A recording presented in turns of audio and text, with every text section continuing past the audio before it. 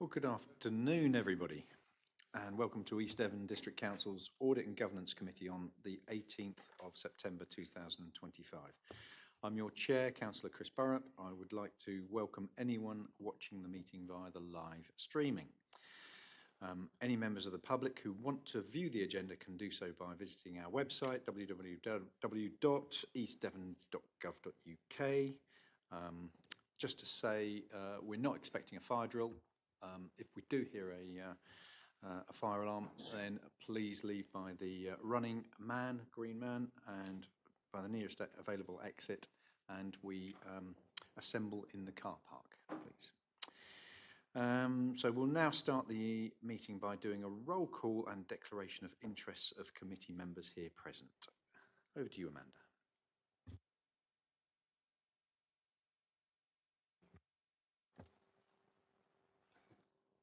Thank you, Chair. Starting with yourself, Councillor Burrup. I'm present and no interest to declare. Thank you. Thank you. Councillor Davey. Present, no interest to declare. Thank you. Councillor Barlow. Present and no declarations that I'm aware of. Thank you. Councillor Collins. Present, no declarations. Thank you. Councillor Fitzgerald. Present and no declarations, thank you. Thank you. Councillor Goodman. Present and no declaration of interests. Councillor Brown. Present and no declarations. Thank you both. And Councillor Levine. Present, nothing to account for. Okay, thank you all. Thank you, Chair. Back to you. Thank you, Amanda. Also welcome Rob Wood, our independent representative, of course, and we move on to agenda item 1, which is minutes of the previous meeting. If anyone has any comment on the sets of minutes from the 24th of July 2025, please do this by raising your hand. If I see no hands raised, I'll take this as an indication that you all agree the minutes of the previous meetings. Any questions or comments on the previous meetings? A couple from me. There are a couple of actions on there. So on item 9 of those minutes, I'll just point out that several of us, as mentioned in item 9, met with Joe Avery and Simon to run through the risk register, etc. So that has been undertaken. I can confirm that, and I think that was a very useful Q&A session, essentially, wasn't it? So that's good. And item 10 also, we talked about having training on stat accounts. Well, thanks to John Symes, we had some excellent training just before this meeting, so really appreciated. And I know the committee send their thanks to John for his time in putting that training on. So, and it was very much appreciated. Okay, so if there's no other comments, then the minutes of the previous meetings are well, recommended for approval. Can we have a show of hands, please? All those in favour? And any against? And any abstentions? Thank you. One abstention, please, Amanda. Thank you. Move on to item 2 on the agenda, which is apologies. It says here we've got apologies from Councillor Kim Bloxham and Councillor Fabian King. Do we have any other apologies to announce? Okay. Those are noted. Thank you. And we move on to agenda item 3, declarations of interest, which is we've just done. Agenda item 4 is public speaking. I don't believe we've got anybody registered to speak. Is that correct, Amanda? Thank you. So straight on to agenda item 5, late items and matters of urgency, of which I have none. And agenda item 6, confidential or exempt items. And again, I have none for this agenda. So we move on to agenda item 7, which is internal audit activity progress report, pages 7 to 16 in your packs. And this is a report from Connor, but before we get to Connor, I'd like to welcome Rich Clark, who's the Chief Executive of SWAP, who's come to sit in with us today. Rich, would you like to say a couple of words? Thank you, Chair, and Thank you for the invitation, members. So I'm SWAP's Chief Exec, and I've been in the role since the end of February. And one of my ambitions was to try and get around all of our 26 partners audit committees at least once during my first year, and I'm making good progress. And today I come round to East Devon, and I'm very pleased to be here. My first trip to Honiton, and hopefully can spend a bit more time here this afternoon after the meeting. In terms of my own background, I came to SWAP from a director level role at London Borough of Lewisham, where I oversaw internal audit and risk management, as well as counter fraud and corporate health and safety. But before that, looking way back, I ran an audit partnership in Kent in local government. I spent time in the private sector at KPMG, and I originally qualified with the Audit Commission. As some of you may remember the Audit Commission, and with the local audit office, we're heading back to something that is not the Audit Commission. I'm very firmly told it's not the Audit Commission, but bears significant resemblance to the Audit Commission in some respects. So I won't take up too much time away from Connor, who's going to present the substantive report, but certainly very pleased to meet you all, and very happy to chat around the meeting or afterwards or separately if you've got questions about SWAP or internal audit that I can help with. Thank you, Chair. Thank you, Rich, and welcome again. So, Connor, over to you to introduce this report. Thank you. Yeah, thank you. Just before we start, I just wanted to check, we have the internal audit plan report first in the report. It's the agenda pack itself. Do you want me to do the plan first or the progress report Let's first? do the plan first, shall we? Thank you. Okay. So thank you. So the plan report, so this starts on page 9 of the agenda pack, and essentially this is our proposals for the second half of the annual internal audit plan. We did a substantive planning process before the start of the half 1 plan, and as a result of that we had a sort of range of possible audits that we could choose for including in half 2. Since then, obviously, you've updated your corporate and operational risk registers, so we undertook a review of those and combined those with the proposal that we already had. So to come up with the list that we had, we went through the risk registers and drew links to what we'd already had in that list. We then met with the senior leadership team a few weeks ago to get their input into the proposals. The resulting proposal is on page 15. But in summary, the 6 audits that are included here cover sort of core areas that we've not covered for a while. There's one audit focusing on a new legislative planning requirement, and there are a couple of audits that have been requested specifically by management to give them assurance over particular areas, focusing on income and asset management specifically. I wasn't planning to go through each one individually, so if it's okay, I'll open up for questions.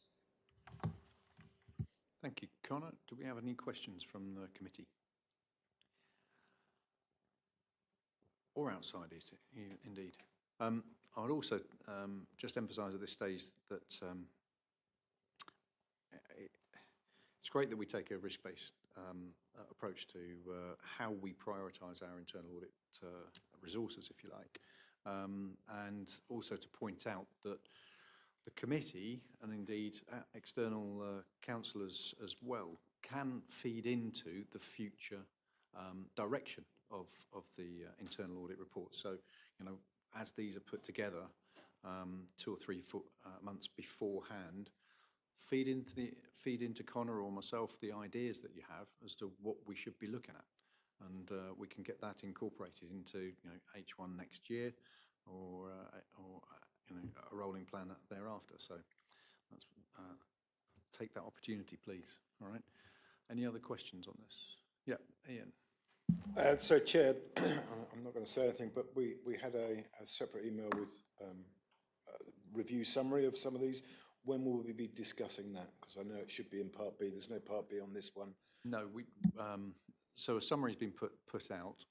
If it's committee's wish then to discuss those, then we'll put them on the agenda for the next audit committee, if that's okay with you, Connor. So we'll put it into Part B for those particular confidential reports for the November meeting, if that's all right. Is everyone in agreement with that? Sorry, yeah. Hold on. Sorry. Councillor Collins was first. Sorry, Councillor Collins. Thank you, Chair. I have great difficulty in reading this because it's in micro print. Can't really see it. But look at the page. There's quite a lot of paper there. Can they be printed bigger in future? It's just the same on the iPad, but I can blow it up there. I think, well, Connor may have some input into this, but I suspect these presentation style slides aren't really designed to be printed in that way, in a portrait fashion like that. So it can be difficult to print them in a user-friendly way. But Connor, I don't know if you've got any comment on that. I think the report is in landscape format. I think you've got it printed in portrait, which is why it's so small. I'm not sure what the how the printing here works, or what adjustments could be made. But I'm sure we can come up with something for you. We will have a look at that for you, Roy. See if it can be printed in an appropriate format in future. Okay. Councillor Goodman. So it's following from what Ian said. There were two documents sent out, one which was a confidential one, and one which was the open management actions. The open management actions wasn't confidential, though, was it? And that's going to be discussed as part of today. It's not technically part of the agenda.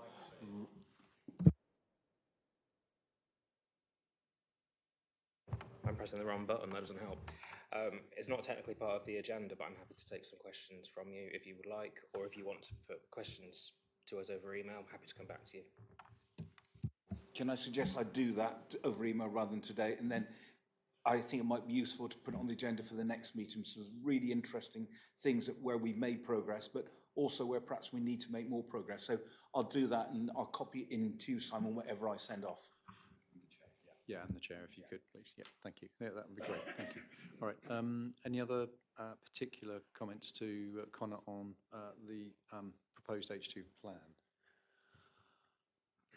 Okay, so in that case, we note, this is for noting really, so we appreciate that, Connor, and thank you. We note the contents of the second half of the year's plan. All right. So we move on to, I'll get this right now.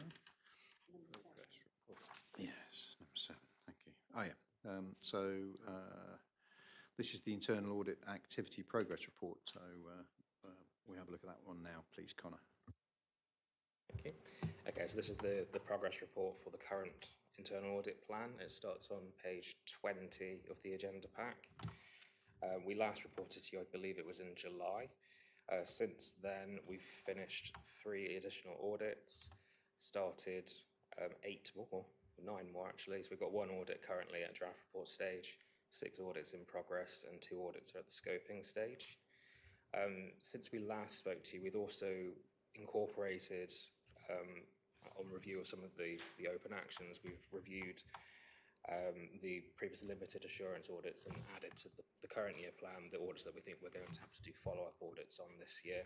So there were 9 of those that have been added in. Because we've increased the plan to incorporate those, we've now got a plan that's comprised of 20 audits. This report, to be clear, does not include the audit plan that you've just approved, so it will now be 26 audits, but this has only got the half one plan in it. In terms of our actual progress, we've got 55% of planned reviews started or completed at this stage. If we move on to page 22, so the table there, that maps the completed and planned audits against the Council Strategic Risk Register. This shows that we've got a good coverage of risk across the audit plan. There are a couple of risks there that don't have any planned coverage this year, but some of those are ones that we've covered either in the last audit plan or we're continuing to track actions on. So, for example, the risk around business continuity and emergency planning, we've done work on both those subjects over the last 2 years, and we're still tracking actions for those. I'll also just say clearly that the highest strategic risk that you have on your list at the moment, I believe, is LGR and devolution. Until we know what the model for LGR looks like, there's not much we can do on that at this time. So we'll be considering that for next year's plan. If I move on to page 24, that chart just summarises our overall progress against the half one plan, and there's some commentary there explaining some of the changes that have happened to the plan since we last came to you. There was one limited assurance audit that we've published since we last reported to you, which is summarised on page 26. So this was a review of supplier resilience, which was essentially how the council manages the risk of suppliers failing at short notice or unexpectedly.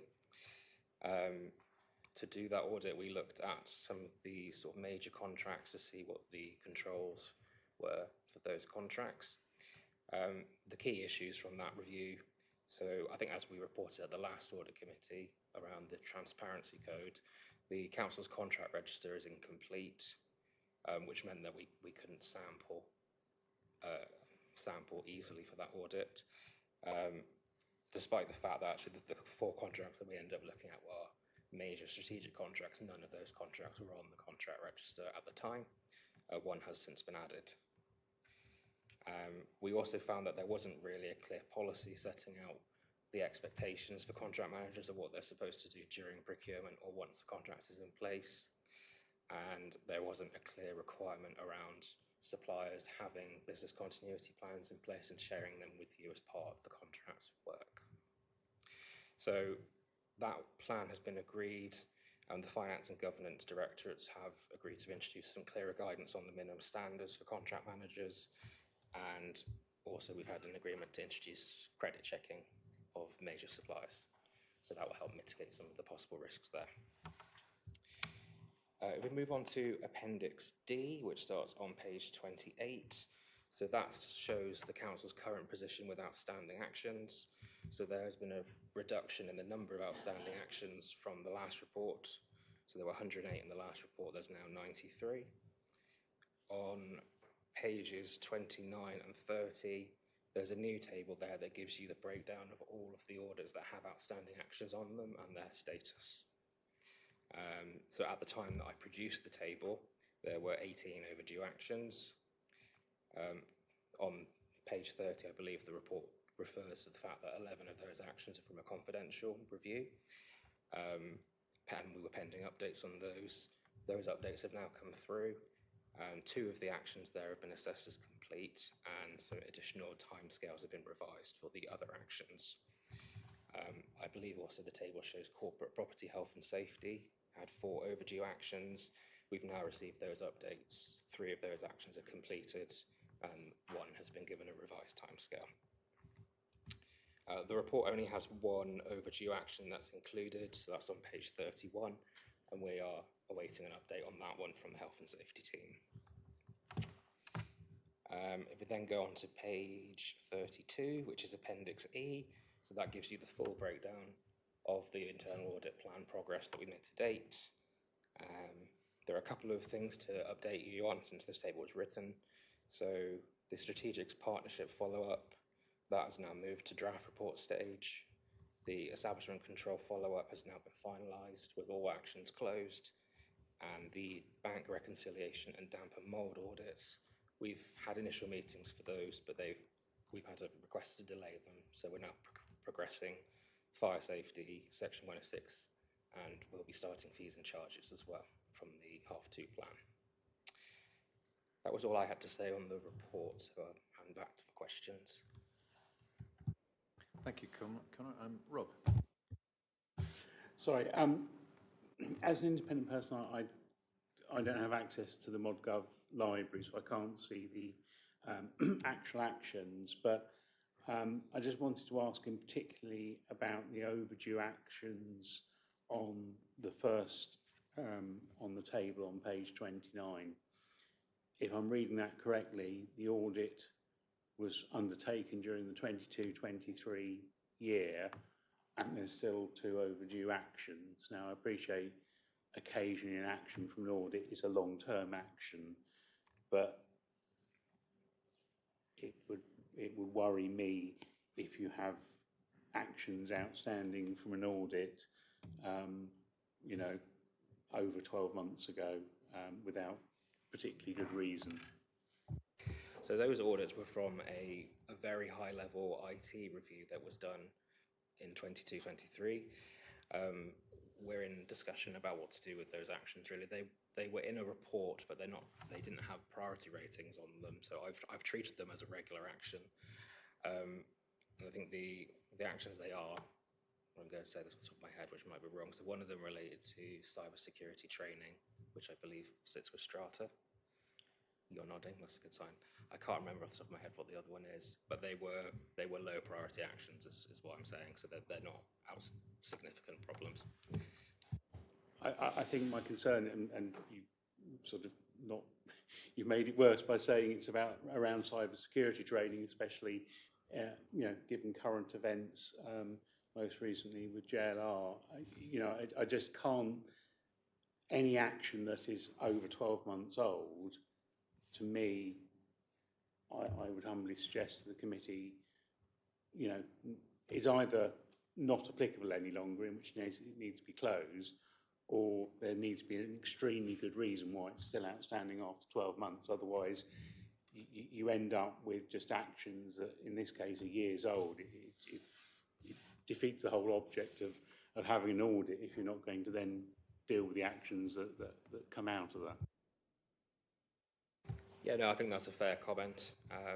Again, the actions sit with management to actually implement, but also we monitor what happens with them.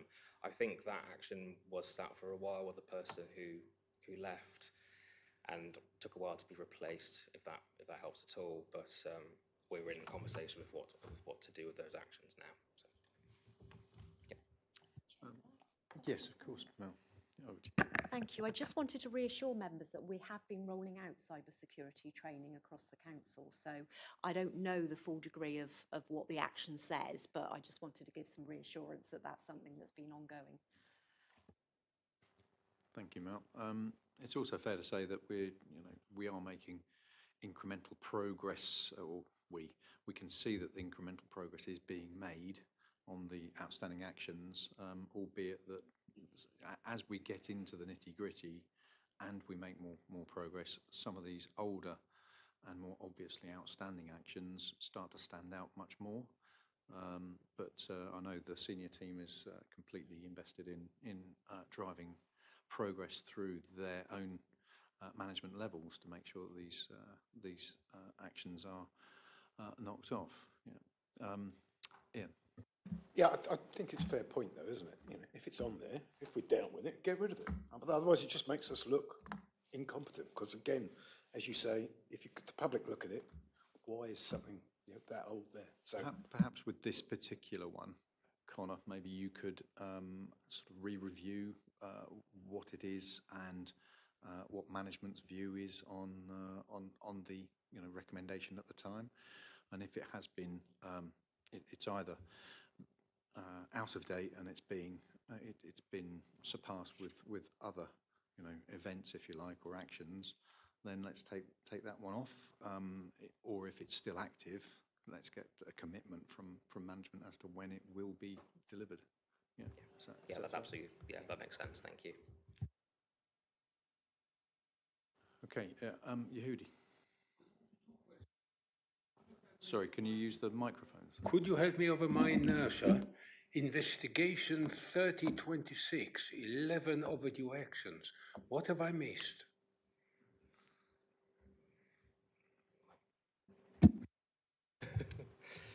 So one of the questions raised at the last committee was that we had a number of audits reflected in this report as confidential reviews. Earlier this week I did send around, which I believe has been referenced already, a summary of what those individual things are. I can't really say more about them because we're in a public meeting, but I believe it's been referenced already that there may be a discussion at the next committee meeting. But we had, again, it shows here 11 overdue actions. We have now had updates through on those. So we have new dates for the actions that haven't been done, and 2 of those actions have been done. That helps. My other question, I want to throw something into the room, and I think you've raised it.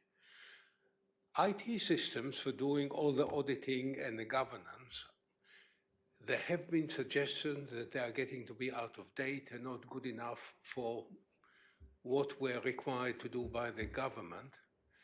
Are we in a position to be able to afford to change those systems, buy new software now when we are facing a reorganization? Or wouldn't we be better just using the old software, get slapped on the wrist occasionally, and live until the end of our remit in 2028? Well, we've got some interesting an interesting question there. Who would like to handle that one? Are you referring, Councillor Veen, to the new performance system? It's a general question because I have a feeling that in a number of places, I've forgotten now where I saw them, there were recommendations that we may need to update our systems because they're a little bit behind the times. The question that I have is it worth doing it at the moment? That is also a question that was raised, I think, by Swap and by Grant Thornton, I think. So it's a general thing. Do we need to pay attention to all these updates, or simply because we don't, if we upgrade our system at a cost, there's no guarantee that the new unitary is going to adopt them. Okay. So we have many, many dozens of systems, and whenever one is perhaps coming up for renewal, we review that in light of local government reorganisation. But as you can imagine, there are projects where you have to have a new system. I mean, we identified obviously about a year ago that we needed a new performance system, but we look at that and we make a decision on a case-by-case basis. If we didn't need it, and we wouldn't obviously be investing in it. So, but yeah, those sorts of considerations are taken into account in terms of any of our decisions that we make. Thank you. Okay. Yes, Councillor Goodman. Thank you. I've got two or three on this one. The report which we're going to take next time, but you sent out, the one question I must ask is, there are a number that haven't been done yet. Some have had the date changed. Do any of them put the council at risk? That's the first question. The second question, when you say that the overdue ones are only, I can't remember, I've got it here, but the overdue ones, are they based on the original date or the new date? Because there's a lot that have actually changed. The third point is on page 20, you've got regarding the plan. We have added follow-up audits. We expect to take place this year to the plan. We expect to complete 9 follow-up audits, but this is dependent on the council implementing the agreed actions. What actually do you mean by that, and do we need to be concerned about that? Thank you. Microphone. I'm going to try to remember each of those questions.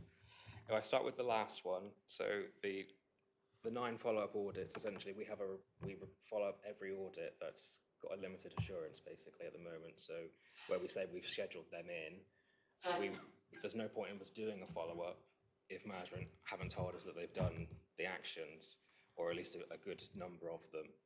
So we wait for that notification, or we'll be chasing management to ask them for that.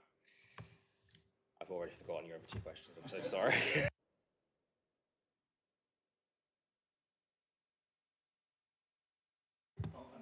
Yeah, so the overdue actions as presented to you here are based on the latest timescale. But if you look on the dashboard summary on page 28, in the bottom right-hand corner, there's a table called Open Actions with Extended Dates. So that is the number, those are the proportion of actions that have had a timescale, and then another timescale has been added to it. So you can see as a proportion of actions, so there's 52 actions where that's happened. Yes. Is a concern. It's a lot. Yeah.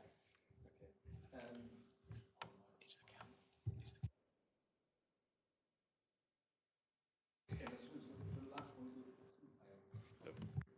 Would be when you look at the report you sent out and compare it to this report in front of us today, is it identical, or is what you sent us out, which we will discuss at the next meeting, an update? The report I sent to you with all the detailed actions corresponds to this. So that is the position as of the 29th of August. And I believe your other question was whether the the actions that have been extended leave the council open to risk. Well, in theory, we've identified a problem. That problem is still there until it's remediated. That doesn't mean that management haven't made progress towards remediating those actions. So it's hard to give you one judgment against that. I'm sorry, that's not a satisfactory answer, but I think you're saying actually you've identified the risk, and until that is dealt with, we are maybe a minor risk, could be a major risk. We're still at risk as a council, but there are an awful lot of things we've got to do. But as the chair said earlier on, we've moved a long way from where we were, but we've still got more to do. Yes, Rich. Yeah, if I might add to that, it might be helpful to add something I neglected from my introduction is that I'm also the local government representative on the Internal Audit Standards Board, so I'm quite allied with what the standards and guidance are. And there's a specific obligation on heads of audit to highlight where organisations are exposed to unacceptable risk. And that would apply in the case of an individual action which was overdue and causing unacceptable risk, but also if there was an unacceptable risk in the aggregate, as in the number and volume and interaction of those risks were creating, those actions were creating that risk. You don't have that in the papers in front of you today.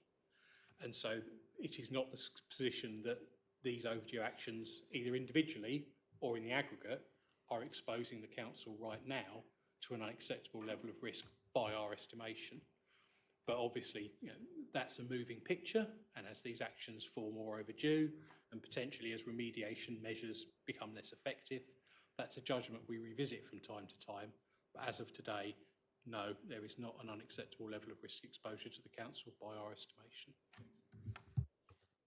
Thanks for that, Rich. That's actually really useful, but good to know. I mean, in truth, if you go back to the fact that it's a risk-based set of internal audits, there are issues identified from the internal audits that are as it unresolved, then by definition we must have risk. But that risk has always been there. What's great is we know about it. What's even better is we know management, senior management and all the rest of the management are taking steps to bring the number of outstanding actions down on a prioritised basis as well. So, that the ones with the highest priority, you'll see the least are overdue. So that's reassuring. From my perspective, if we go back to the limited assurance audit for the supplier resilience, I have to say I'm really surprised that we have not been undertaking credit checks on our suppliers. Somebody mentioned JLR earlier and the impact that a cyber attack has had on their manufacturing business. JLR is a massive organisation. The effect on their suppliers is going to be much more severe because JLR can probably afford to switch off for 3 months if they wanted to. Their suppliers really can't. And that vulnerability gets exposed at points of crisis. Right now, we should be undertaking regular checks on the financial viability of our key suppliers. However those are defined. I'm not suggesting that we, credit check every single supplier to East Devon District Council necessarily, but we should be doing it on a regular basis to prevent, identify risk where risk may be. Yes, Ian. Well, it's funny, we were just talking in our training, weren't we, earlier, about why we have cash flow and why people look at us. So if they're looking at us, we should certainly be doing it the other way around, as you say. Any other points or questions on this to Connor? Okay, thank you, Connor. Really appreciate that.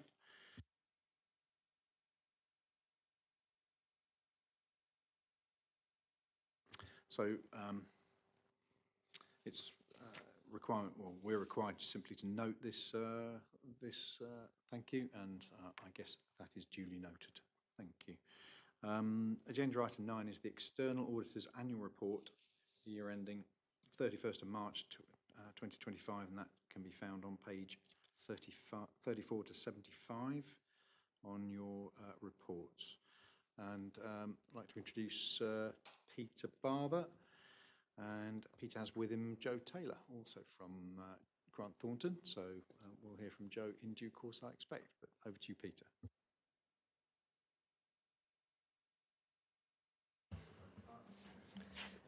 Thank you, Chair. Good afternoon, committee. So, as the Chair said, this is our interim external auditors report for 24-25. Just to remind members of committee that our responsibilities are twofold. It's an opinion on your financial statements, and it's the VFM conclusion. And this covers the latter of those two responsibilities. As the Chair said, I'm joined today by my colleague Joe Taylor.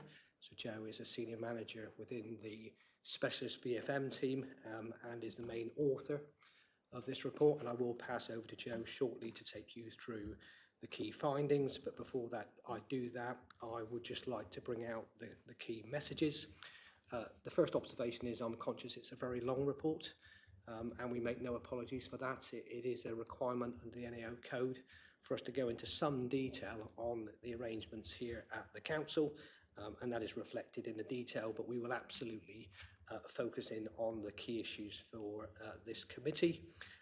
Just also to say that it is an interim report, so it's not a final report. We cannot finalise this until we have completed all our responsibilities. So I'm not in a position to conclude, for example, on governance.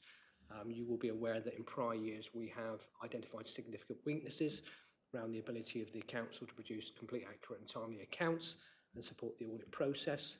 I will talk in a minute about how that's going for this year, and I think there's an item later on the agenda where we can talk in more detail, but clearly we are wanting to see that through that post-statements visit before we make that judgment in the area of governance. So it is an interim report and we will wait for those accounts. Often it also remains an interim report at many councils because we do receive communication from members of the public, including objections and matters brought to our attention. Pleased to be able to report that we haven't had any of those this year at East Devon District Council, but actually the opportunity for that to happen remains open until we do conclude at audit. So just in terms of the detail, and I'm conscious that, Chair, you threw in certain pages there. From my pack, it starts on page 41. So I just wanted to make sure that members are in the right place. That's where the detail starts. And just to remind members, value for money means lots of things to lots of people. But for us, it means the NAO code, and that requires us to look at three areas. So we look at financial sustainability, budget setting, monitoring, reporting, how you set the medium-term financial plan, how you ensure that your finances into the medium term provide you with sufficient capacity to discharge your role. It looks at governance, and this committee is those charged with governance at the council. So you have a key role to play in that, but it's how the authority, the council, makes decisions based on complete, accurate and timely information. And then it's the third area is 3 E's, the economy, efficiency and effectiveness in the use of your resources. And that's about the way that you provide your services, and that's what we focus on. I wanted to refer members to the summary, the executive summary that commences on page 44 of your papers. I think it's 44 at least, maybe it's 47, but whether it's either of those, I think there's a really important message at the top of that pictorial. I think it is 47, is that where you've got the picture with the colours? Oh, I do apologise. So I'm throwing wrong numbers here, aren't I?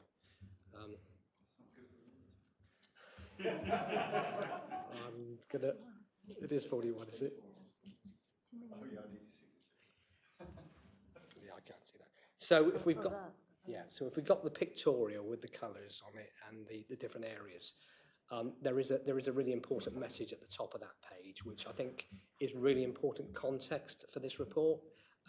Members of this committee will be aware that in the past we have been critical about arrangements, but what we are saying at the top is that we are seeing a continued positive direction of travel during the year by the council, and you are making further progress on strengthening arrangements at the council from the prior year. I need to balance that up. There is more to do, and there is a big challenge ahead for both us and yourselves with the accounts, for example, and there is absolutely more things to do around the finances, particularly on financial sustainability in relation to the HRA, and Joe will talk to that in a minute, but absolutely, if I compare, dare I say, even the council now where I was when I first arrived, I am seeing a real commitment to take these actions, but I don't underestimate the challenge in hand. That pictorial does, however, clearly say that in our view, based on the year in question, 24-5, we do think there are significant weaknesses in financial sustainability, and that is driven by the HRA issue, where we know you've done things, but balances continue to diminish. You have a plan to address that, but that will take time and it will need to be implemented. So we're assessing that as below expectations. We don't underestimate the challenges within the general fund as well, but that's a wider reflection of the sector, and everybody's struggling that to varying degrees. Governance, I mean, if the accounts do go well this time round, then we can, for the first time in a long, long time, clear that significant weakness in that area. And the 3 E's, there are a number of improvement recommendations, but actually we are on balance saying that in our view, you do have effective arrangements in place for ensuring economy, efficiency and effectiveness. So that is a summary, that is the context. I've probably stolen most of your thunder, so apologies, but I will let Joe add anything else and then we will open it up to questions and I will check my numbers. Joe. Okay, is this? Yeah. Okay, all right. We go back to page 41 in your pack. That's where the sort of high-level messages are there, and then there's pages and pages of detail behind. But if we take financial sustainability, that on the general fund, the findings were really good. There was an underspend of 0.7 million, which is really good to a value for money auditor. We'd really like it if things come in a bit cheaper. That's really, really good. The general fund reserve was 4.8 million at the end of the year, which was the highest rung of the assessment of minimum prudent amount. So it was the best possible minimum prudent amount. So again, that was really, really good. So general fund wise, financial sustainability was a really good result in our book. There were ongoing issues with the housing revenue account, but as I understand it, as we understood from what we looked at, those have their origin in the year before. There were commitments taken out in the year before that then did inevitably impact on 24-25. The budget got rebased for 24-25 in July 2024 and was then materially adhered to, which is good. Because there had been a rebasing of the budget and because there had been commitments entered into in 23-24 that then take time to unwind, there is a balance sheet or HRA balance impact in that, I've got numbers in front of me, the HRA reserve, because of decisions taken in the past, was left at 1.76 million at the end of 24-25, whereas the council assesses that 3.1 million is a prudent amount, and even allowing for headroom, 2.1 million is a prudent amount for that balance. So it was below, that was below the prudent amount, or the council's assessment of what was prudent. At the same time, HRA borrowings went up a little bit, went up by about 5 million. So we did end up saying there's a significant weakness there, but it's a historic significant weakness. It has its roots in commitments that were entered into in 23-24, and we have what we could see, and we have highlighted in the report, was evidence of those being unwound and action now being taken. Not to repeat them, there's a new team in the HRA. There's staff training in the HRA. There's a commitment to start a very forward-looking repairs and maintenance programme rather than working on repairs and maintenance reactively, which risks being more expensive. So whilst a significant weakness is there in our report, it's on its way out, one hopes. I would imagine it probably wouldn't be there next year if things carry on as they are. So it's as good a result as one could hope for, given the position that was inherited at the start of the year. So, which I think is good. It's as close as the auditor comes to saying good things. If we go to the governance side, there were some good points on governance that we saw. The LGA had come out and in November 2024 and looked at follow-up recommendations from a peer review they'd done before, and they said 89% of everything they'd raised had been actioned, which sounds good to me. It's already been discussed a little bit in this meeting. There's a new risk and performance management system coming in, and as I understand it, correct me if I'm wrong, but I think there's going to be a dashboard for internal audit reporting. So there's been quite a lot of discussion right now about the overdueness of internal audit recommendations. I think the data will probably be more readily available. So that was a good direction of travel. We did make an improvement recommendation around overdueness of internal audit recommendations, but it sounds like you're absolutely on it anyway. So that's good. As Pete just alluded to, there were issues in 23-24. We had raised a significant weakness 1 year ago around the accounts timetable. The accounts have been produced on time in 24-25, which is really good. Still people not managed to do that this year, even despite backstop arrangements. There are people that haven't managed to do it. You have done it, but the audit's not finished or not started yet, is it? But there's no audit conclusion yet, so we can't absolutely lift that significant weakness from previous year. We've put it as to be confirmed, and hopefully by the time you guys are finished the financial statements audit, hopefully that will go away. There's no reason at the moment to expect that it won't, so hopefully that will be gone. And then we come to the last part, improving economy, efficiency and effectiveness. We did raise an improvement recommendation here around key performance indicator reporting to committees, but recognising that there is a new system coming, so we'd expect then the reporting arrangements to probably change once the system's embedded. So that's good. We are aware that the regulator for social housing had raised concerns about electrical safety in properties, but we're also aware that internal audit have looked at them and said that substantially all of the recommendations have been addressed. So that was good. Sometimes we look at things on an ad hoc basis, sort of contracts here and there. We look at things. We had a bit of a look at the leisure contract, which is a 30-year contract. It had an anomaly in the way the break clause was understood by the council and by the leisure partner, and we saw legal advice taken in the year and the anomaly corrected. So that was really good, really proactive approach to what could become a point of tension with a partner being dealt with very proactively. And as far as I'm aware, there's a budget approved to recruit a new procurement officer, is my understanding. So there's been some comments about procurement and contracts this morning or this afternoon, but I understand that's in train as well. So overwhelmingly, whilst there is a historic significant weakness that's carried forward and one to be confirmed, it is nevertheless, if you actually pull away the details, really good findings, in my opinion. Thank you. To take questions. Fantastic. Joe, you can come again. I don't think I want to ask any questions. So. And that's amazing, Joe. But seriously, does anybody have any questions or comments for Joe or Peter about the interim audit report? Councillor Goodman first, sorry, and then Councillor Fitzgerald. Yeah, this is the interim one, but do you look at what the council are saying they're going to do in the future? You know, and it's been in the public with regard to the 100 million on housing and what that would mean to the council. Do you examine that or make any conclusion on whether we can afford it or not afford it? Or do you wait until it potentially might be an issue or might not be an issue? What we would do, do you want to go first? If I ever go first, Yeah, then sure.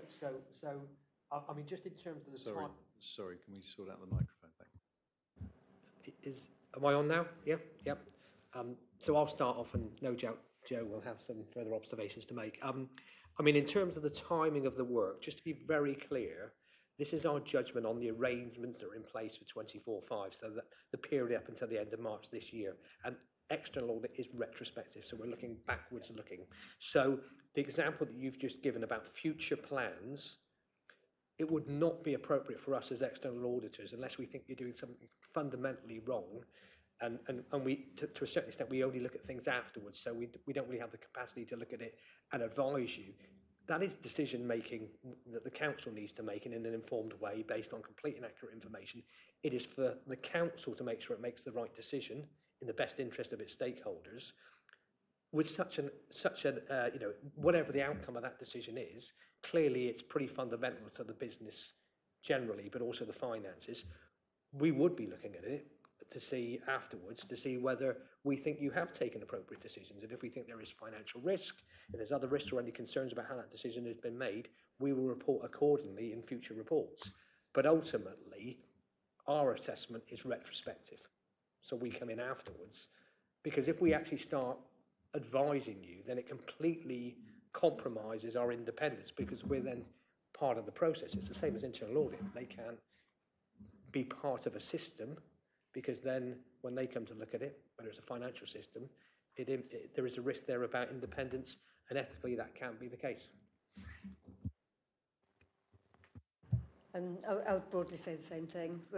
We look at arrangements rather than the actual right or wrong of a decision.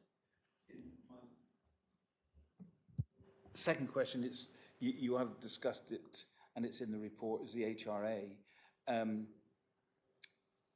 With regard to the future of that budget and how much it's costing the council, and the work that's been done to try to remedy that situation, is it your opinion that we are heading in the right direction to remedy that? Because I think that's important for us to understand, because we hear things at HRB, etc., but I'm just wondering, in your opinion, from what this report says, are you happy that we're going in the right direction to correct that situation?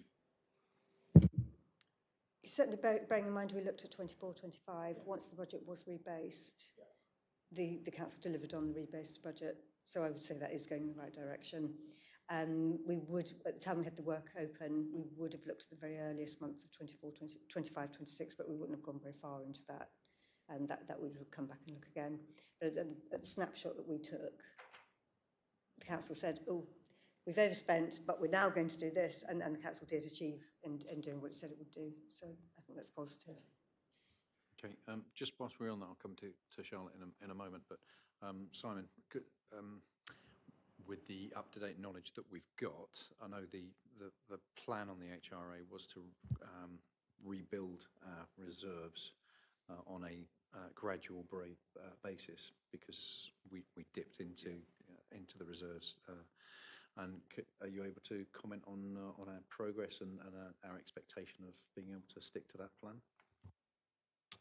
As has been summarised, that's on track. It was on track at the end of 4-5, and it's on track for 5-6. Okay. Great, thank you. All right, it's just an opportunity, really, just to everyone to come onto the same page and be equally reassured by the 25-26 performance as well. So, without further ado, over to Councillor Fitzgerald.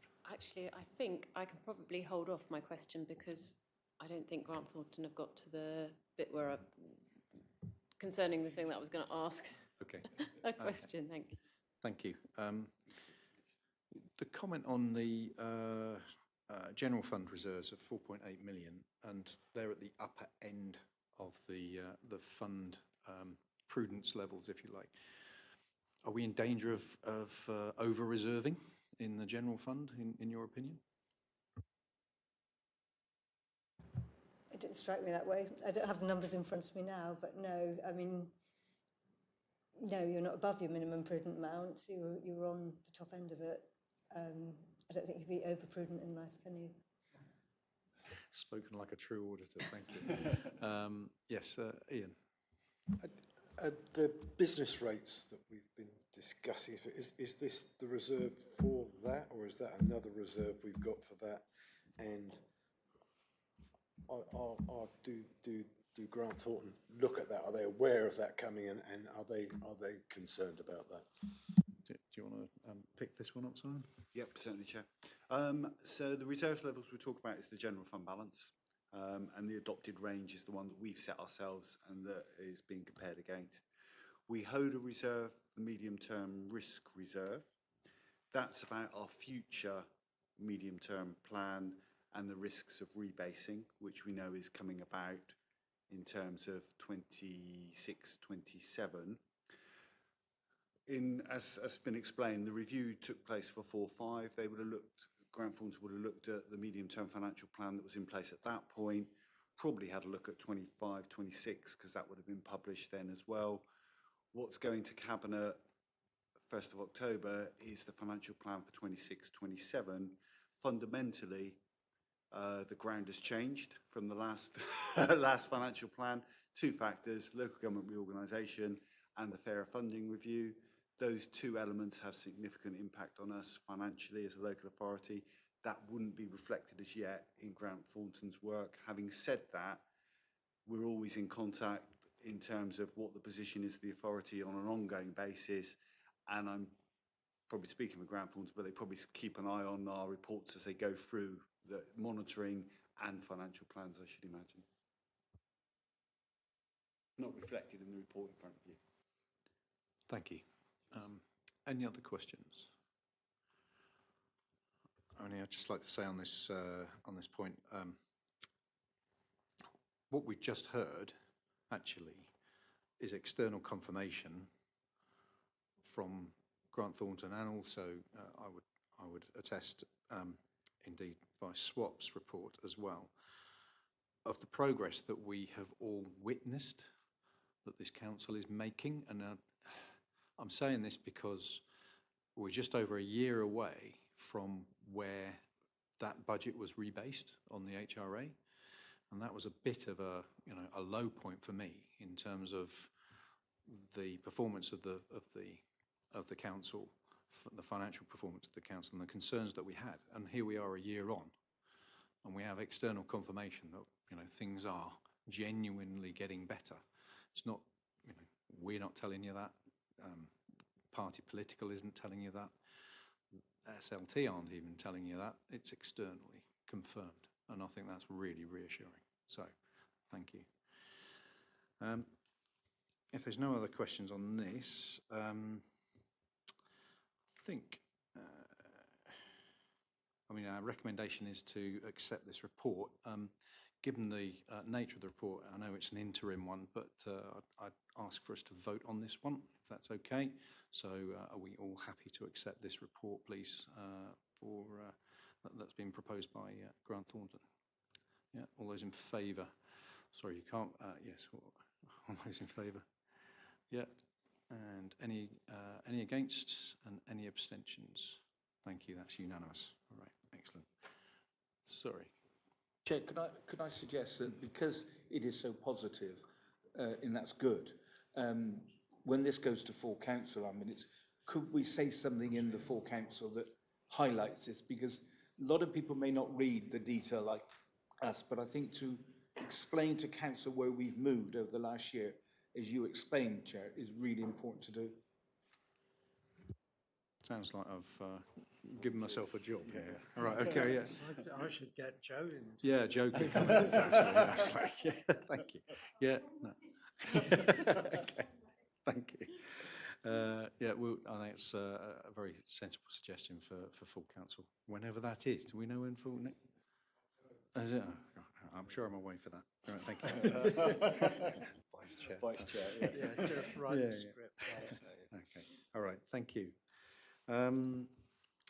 So we move on to agenda item 10, which is the external audit accounts 24-25. The finance manager, John Symes, and Grant Thornton, Peter Barber, in some sort of double act verbal update.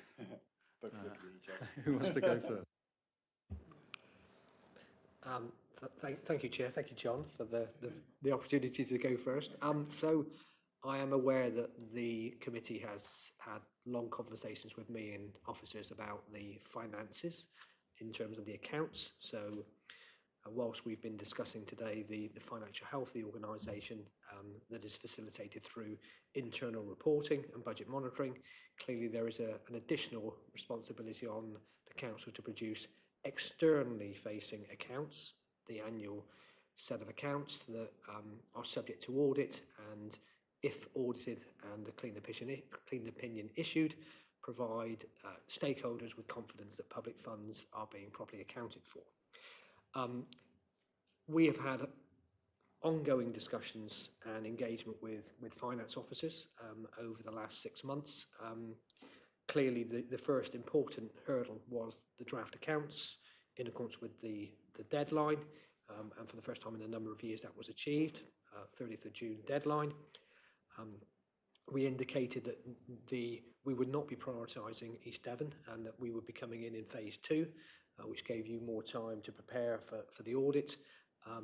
But we did recognise that it was really important that we were very clear on expectations, and to that end we uploaded the working paper requirements, I think it was back in March, and supplemented that with discussions with finance officers to explain exactly what we needed. There were certain areas of the accounts that we were particularly concerned with based on our prior year audit. You'll recall that we had a lot of discussions about property, plant and equipment, about the HRA valuations, etc. And we have had a number of meetings, plural, with capital accountants, plural, to talk about the evidence that we require to support those big figures at the top of your balance sheet. In addition to that, we've had a number of discussions about the bank reconciliation. Clearly, the bank reconciliation was a concern last year that we communicated to you.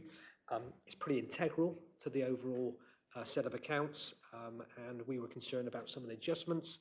So we have looked at the bank reconciliation for the end of March 2025. We have discussed that with officers. We note some of the reconciling items, and we have sent out some queries to get clarity on what those are and whether those are appropriate. So that is ongoing, but I think we're in a much better position now in relation to the bank rec. I'm not in a position today categorically to say it is a properly reconciling bank rec that I'm 100% comfortable with, but we're absolutely working to that aim of getting there once we've hopefully had those queries responded to.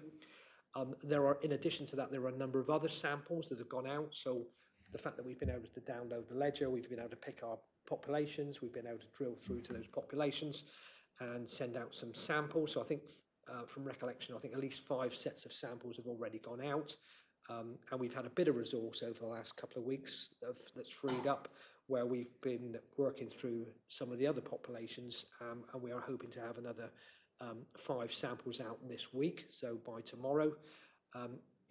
Building up to the main on-site visit, so we are due to start our proper post-statements visit on the 29th of September, so just over a week Monday, which is when we'll have the full team at our disposal, and I am optimistic that and other discussions that we've been having put us in a much better position to hit the ground running and absolutely get through the work that we need to do in the next 3 months to get to a position to get that confidence over the year-in-year transactions 24-25 and the year-end position. And then, should we be able to get to that position, we can then contemplate discussing some of the additional work that we might be able to do to regain that assurance as quickly as possible. But the absolute priority at the moment is the 24-25 transactions. So that is my attempt at summarising it.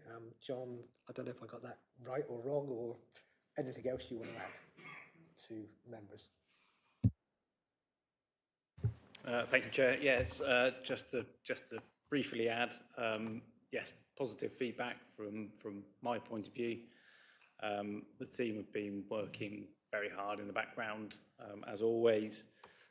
We have had weekly meetings with the audit manager, which has been really useful at the peak of the planning audit period. We did find that weekly spot in the diary just to catch up, pick up on any issues. In terms of requests that were coming through, At that point, we were then flagging what was seen as the sort of priority request. So again, it was just helping clarify, where that priority was for us, for the auditors. So we were putting resource in the right place.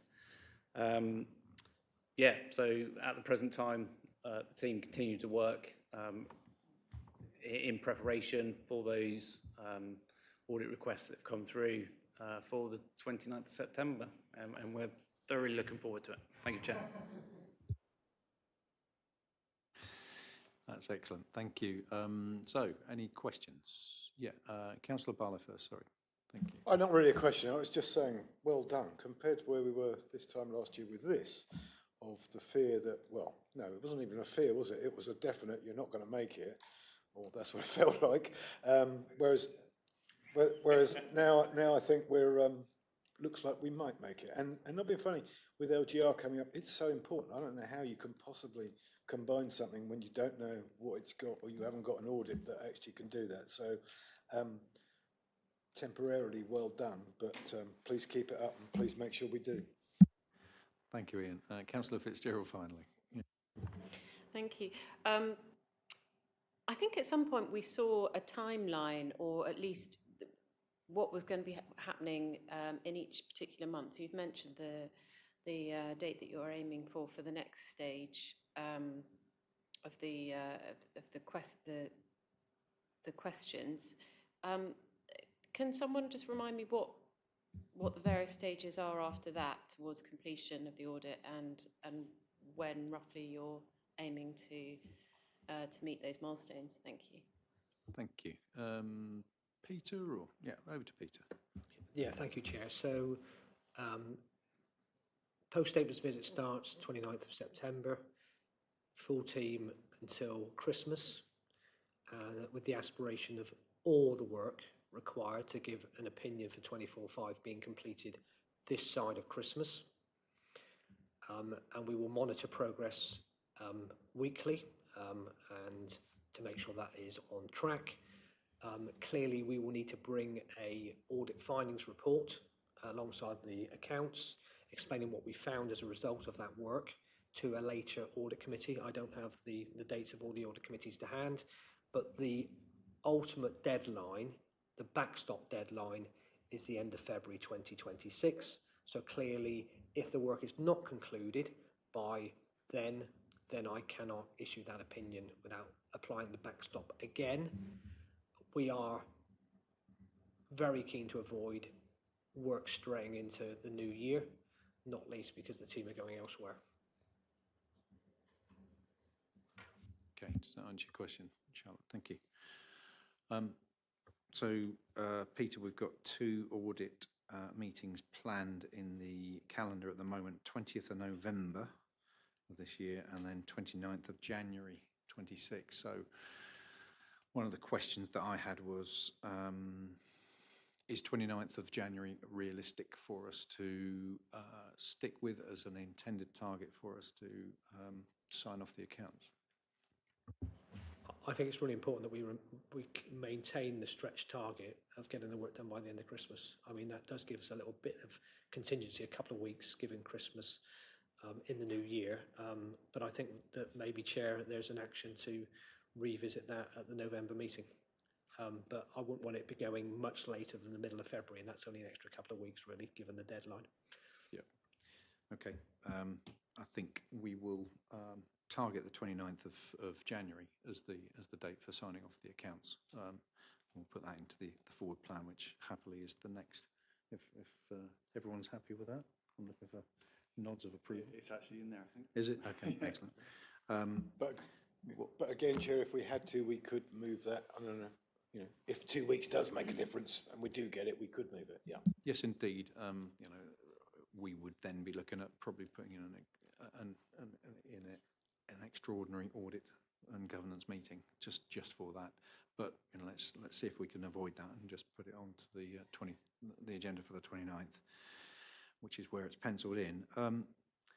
One other question was to John, I guess, is maybe both of you, but are we on a critical path right now, or do we have a bit of slack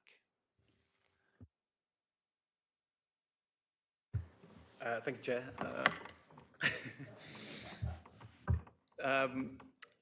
There is not a lot of slack. The requirements are large. It's a relatively small team.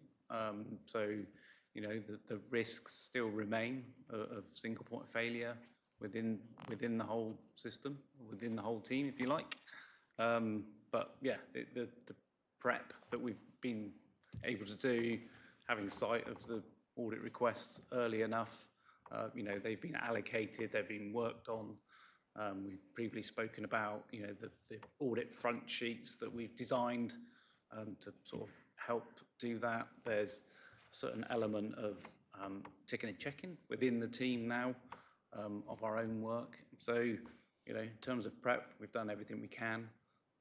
It's just now these next few months will be critical to, you know, keep that going. Okay, thank you. I mean, what appears to have happened, and, you know, again, credit to the whole team, is the changes that have been made on both sides in terms of the preparation for the audit are now reaping the benefits.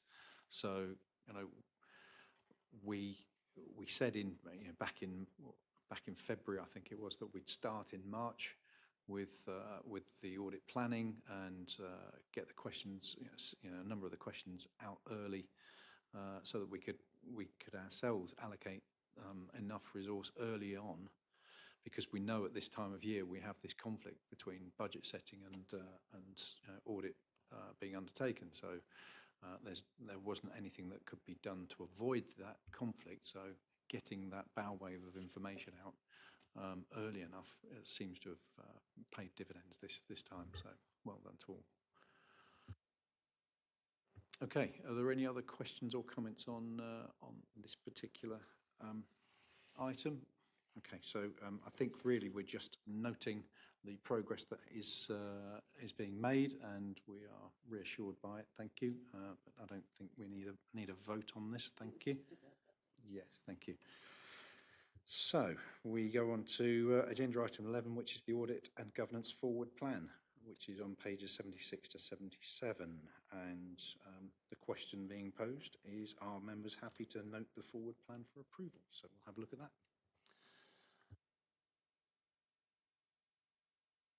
Sorry, Peter. Yeah. Thank you, Chair. I'm just conscious that I think our November meeting has got the extra audit auditor's annual report 23-24 on there.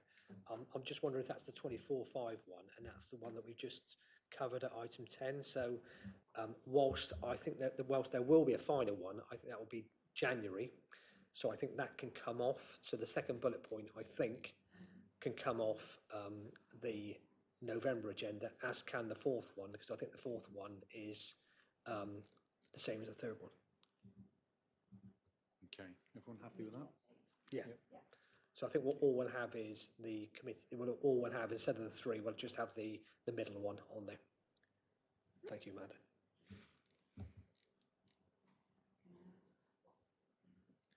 Yep, sure.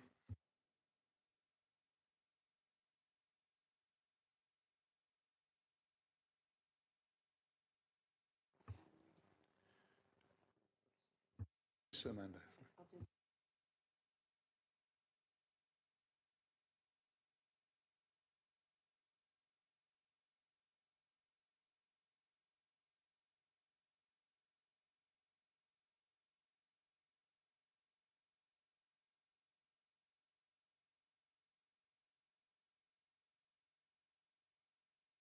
Be a very similar timetable as up to date, if Okay. you're all happy with that. Yeah, so the question is, given the forward plan and the expected length of the agenda of the next meeting, is everyone happy for us to start at 1:30 and have treasury management training in advance of that? Yeah? Yeah, Rob, okay with that? I'm okay with that. So just on the November agenda, you said to swap, is it just that item? But I thought it was agreed earlier on, there was the Part B bit to go in there as well. So we can have a look at the confidential reports that SWAP have undertaken as a Part B in November, please. And how would you like that worded on the forward plan? Review of, well, review of confidential internal audit reports. Yeah. Thank you. Under Part B. Any other points? Thank you for that, Rob. Yeah. Okay. In that case, that concludes the matter of the forward plan and actually draws our meeting to a close. So I'd like to thank everybody for attending and anybody who's watching online, and have a nice rest of the afternoon. Thank you very much.